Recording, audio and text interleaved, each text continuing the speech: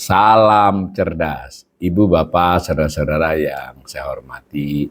Sesi komentar berita kali ini saya akan mengomentari berita terkait merger Gojek dan Grab. Beritanya adalah pandangan-pandangan beberapa pihak tentang merger tersebut. Nah, ditayangkan oleh bisnis.com, judulnya Setumpuk Catatan di Tengah Wacana Merger Gojek Grab yang Menguat. Ditayangkan oleh Bisnis Indonesia, jurnalisnya Pernita Hestin Untari pada hari Sabtu 13 Desember 2025 jam 12 siang.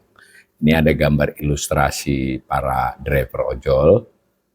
Kemudian beritanya begini, sejumlah pihak memberikan catatan menjelang pergantian tahun dan di tengah wacana merger Gojek Grab, kompetitor, regulator, hingga pengemudi memberikan catatan atas penggabungan dua raksasa ride hailing itu ya.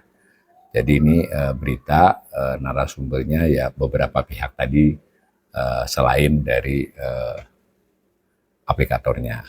Nah, ini pertama, Ketua Umum Asosiasi Pengemudi Ojek Online Garda Indonesia, Raden Igun Wicaksono, meminta kepada pemerintah untuk tidak menaikkan tarif ojek online, ojol, dalam bentuk apapun sebelum peraturan Presiden Perpres tentang skema bagi hasil 90% untuk pengemudi ojol dan 10% untuk perusahaan aplikator diterbitkan secara resmi. Ini ditekankan banget ya.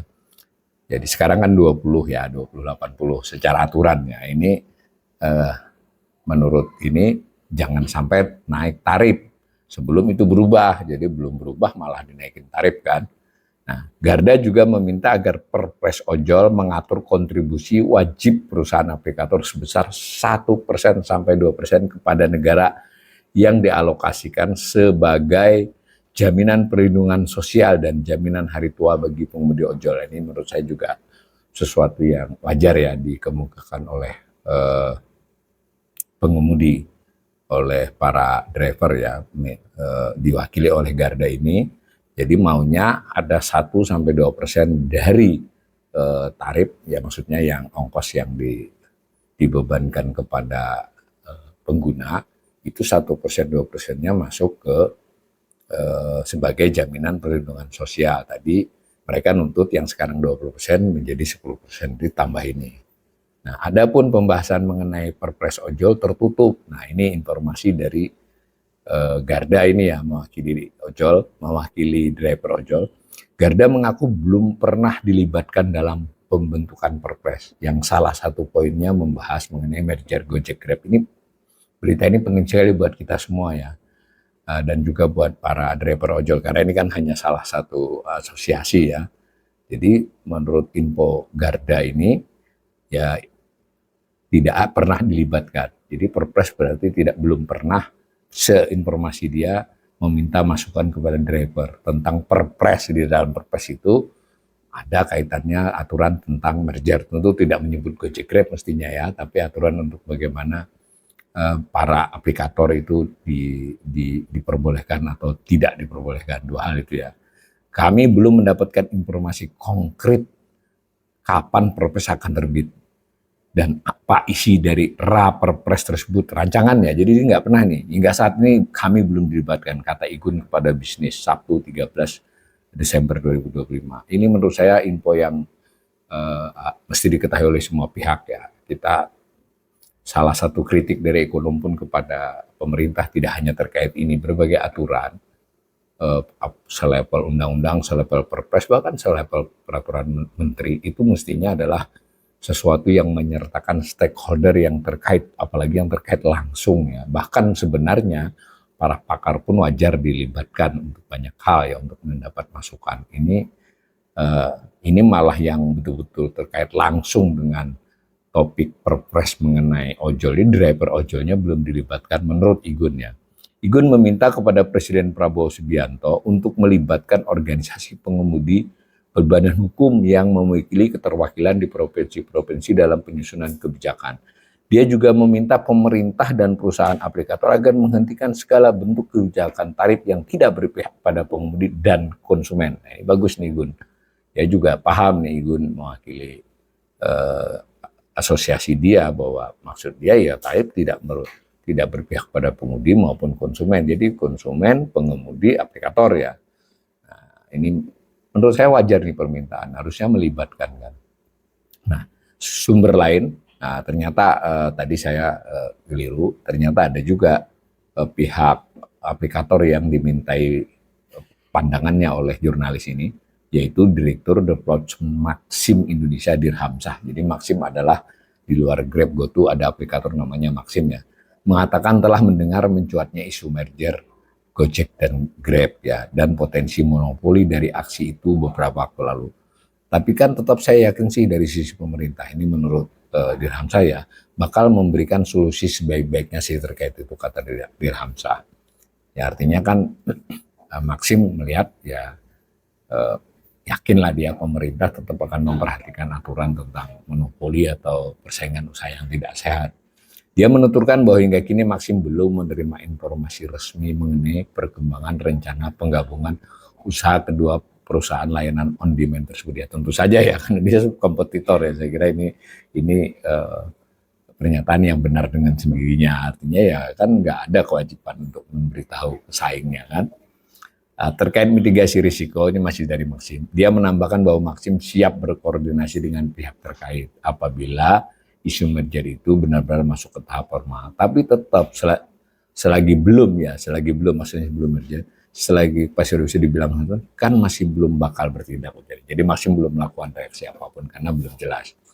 Nah, itu narsum kedua. Narsum ketiga adalah Ketua Komisi Pengawasan Persaingan Usaha (KPPU) M. Pansurullah Asa menyatakan akan bertindak tegas apabila Danantara, Gojek, dan Grab. Nah, disebut-sebut Danantara. Sebenarnya ada berita nanti kapan-kapan kita analisis juga.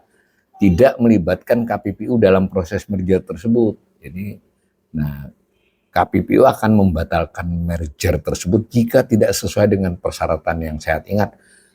Komisi Pengawasan Persaingan Usaha itu salah satu tugasnya adalah mencegah adanya pasar industri yang menciptakan persaingan tidak sehat. Ya.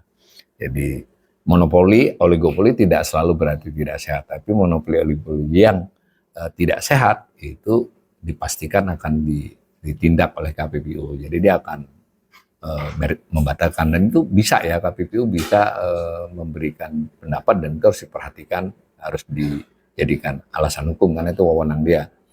Nah, ini disebut lagi nih perkataan langsung dari Pansurullah Asa.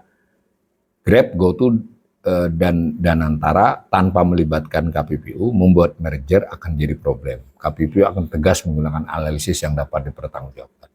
Nah, sebelumnya ini narasumber keempat, Menteri Investasi dan Hilirisasi Kepala BKPM yang juga CEO Danantara Indonesia, Rosan Roslani, menyampaikan bahwa proses penggabungan GoTo dan Grab masih berlangsung, masih berjalan itu, ujarnya.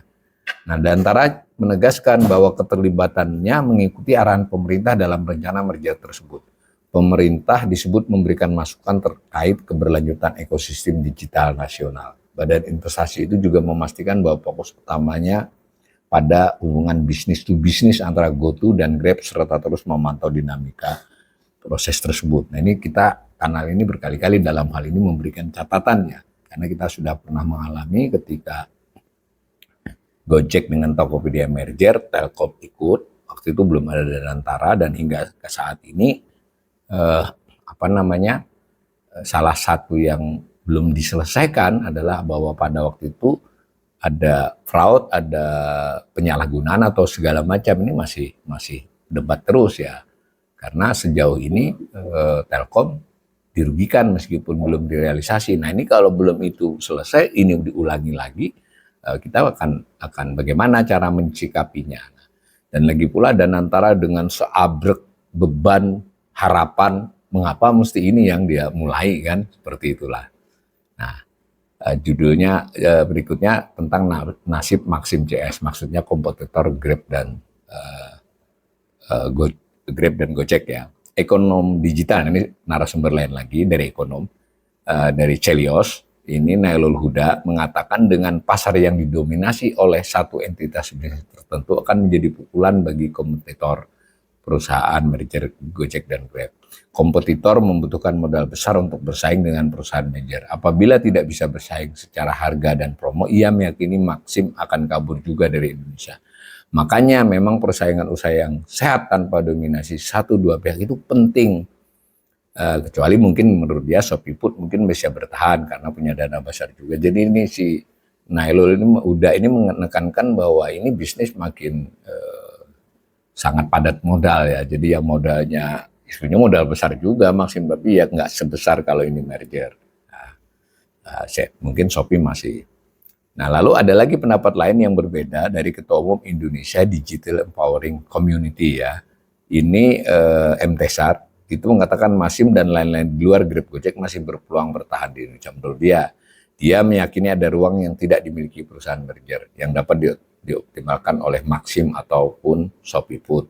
Misal dari sisi akuisisi pedagang, mereka bisa mengambil keuntungan yang jauh lebih kecil potongannya sehingga pedagang tertarik untuk menggunakan aplikator kompetitor ya, dan seterusnya. Lalu ada pernyataan Tesar ini Grab Gojek itu motong 20%.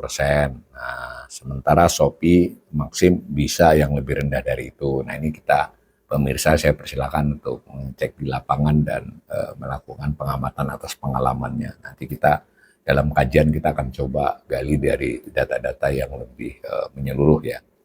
Ya kira-kira begitulah. Jadi Tesar ini masih yakin akan ada ruang untuk itu.